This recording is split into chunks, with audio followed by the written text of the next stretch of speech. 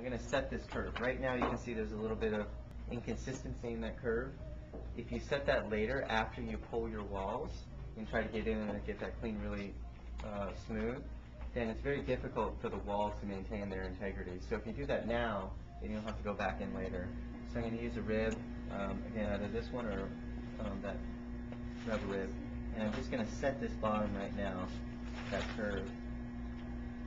And now we have a really nice smooth curve, and we don't have to fix that when we have walls. So that's going to relieve a lot of the stress on your bowls if you do that now. So now I'm just going to fold this back up like this, and now we have a nice curve in there, and we don't have to worry about it later. So pulling, I don't want to mess up this curve, so if I start pulling from the center, then I'm going to get rid of that curve. It's going to go flat again. So all I'm doing is gathering or pushing in from the outside. That clay is going to gather in my hand, and then I'm going to start pulling after I'm up to about here. So I'm pushing in from the outside. You see that growing right here? Now from here, I'm going to start pulling, not from the very center. And I'm pulling out into a bowl shape. There we go. So I'm going to do another one. I'm going to gather from the outside bottom. So I'm pushing in with my fingertips. And now I'm going to start pinching and pulling into a bowl form, letting off as I get to the top.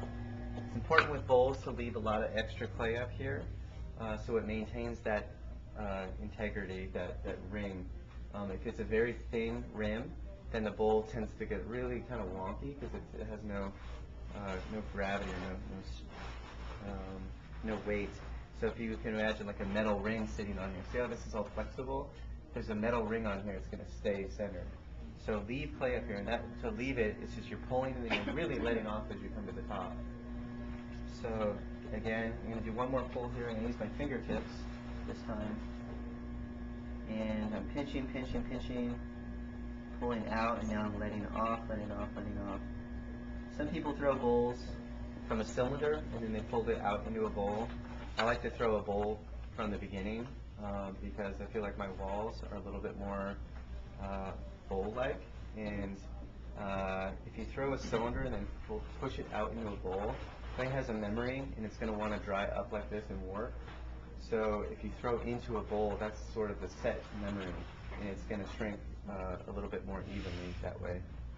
So before I start forming, I'm just going to compress with 2 ribs.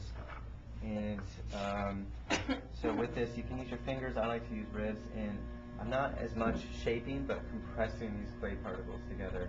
And again, this is just going to tighten it up so you have less warping.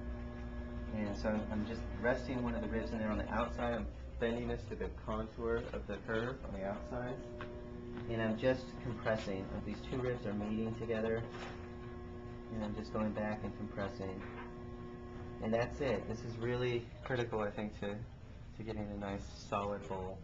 So basically I'm going like this. These are going right over each other and compressing.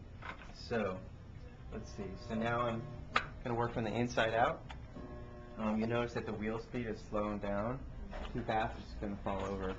So I'm going to support it with my left hand, and I'm going to fold this over with my right, and then I'm going to drop this rib straight through the center of the bowl. So it's important that this rib, the edge, the tip, goes right over that center. If you're not right over that center, it has a tendency to dig in and kind of go around. Or if it doesn't do that drastically, you're going to get a little mark that you can never get out there. But if you go right through the very center, you're going to have a nice clean bowl. So I'm folding it over, supporting it, and then I'm dropping the rib down right through the center of the bowl. When I do this, I've got these are really nice in that they have these little holes so you can grip it. So get in there.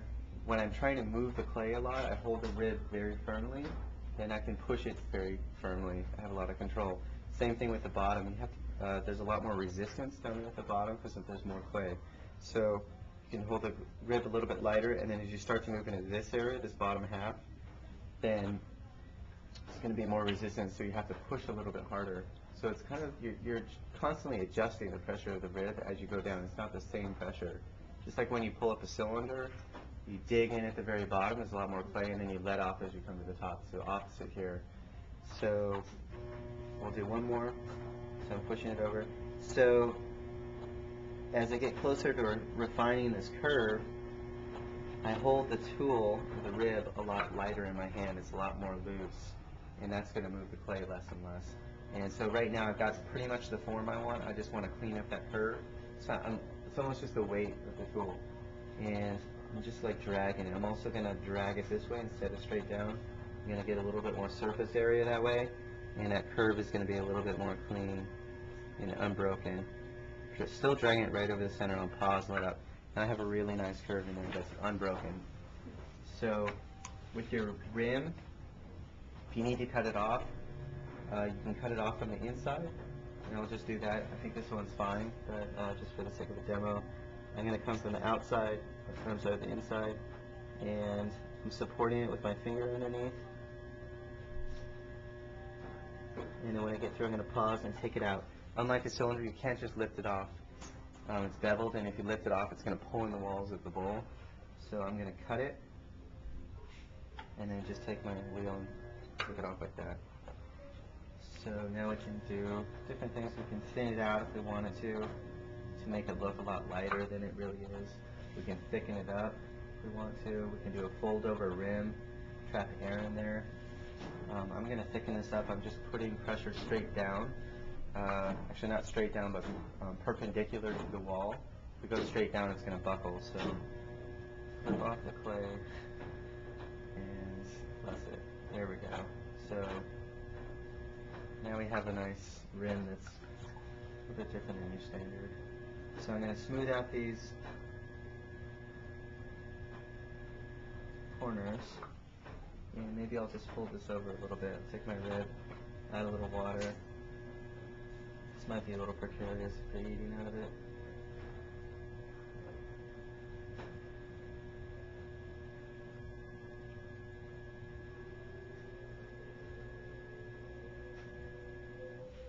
So that's a little different.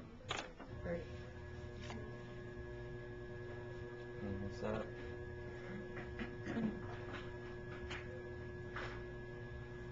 So got that water. We don't want that to crack in there.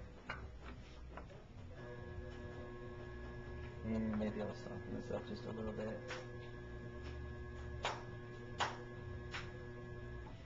Okay, so clean up my back. So today, if you don't have a beaded wire tool, I'd like you to make one. These are really important, especially for bowls. There's so much clay down there. If you just cut it off with a regular wire tool, it's going to suck back down to the back, and it's not going to drive them underneath. So by sliding this under, we are creating grooves under there, and then while we put it on the shelf right side.